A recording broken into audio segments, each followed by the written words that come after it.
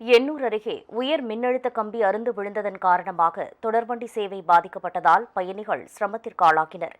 சென்னை கும்மிடிப்பூண்டி இடையே அத்திப்பட்டு பகுதியில் தொடர்வண்டி செல்வதற்கான உயர் மின்னழுத்த கம்பி இருப்பு பாதையில் அறுந்து விழுந்தது. இதனால் சென்னையில் இருந்து கும்மிடிப்பூண்டி வழியாக செல்லும் தொடர்வண்டிகளும், கும்மிடிப்பூண்டியில் இருந்து சென்னை வரும் தொடர்வண்டிகளும் எண்ணூர் தொடர்வண்டி நிலையத்தில் நிறுத்தப்பட்டன. இதனால் பள்ளி, கல்லூரி செல்லும் மாணவர்களும், வேலைக்கு செல்வோரும் கடும் சிரமத்திற்கு ஆளாகினர். சென்னையிலேருந்து கும்மிடிப்பூண்டி போகக்கூடிய ரயில்கள்லாம் எண்ணூருக்கும் அத்திப்பட்டுக்கும் இடையில் இது உயர் மின்னழுத்த கம்பியில் காலையில் அறுந்து விழுந்திருக்குது. இதனால் காலையில் சுமார் 7:30 மணிலேருந்து இந்த மார்க்கத்தில் சுத்தமாக ரயில்களே இல்லாமல் பயணிகள் மிகுந்த சிரமப்படுறாங்க.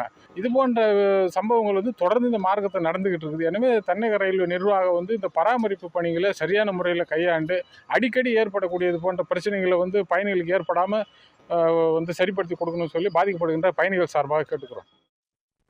தகவல் அறிந்து சென்ற தொடர்வண்டித்துறை ஊழியர்கள் அறுந்து விழுந்த மின்கம்பியை சீரமைக்கும் பணியில் முழுவீச்சில் ஈடுபட்டுள்ளனர்.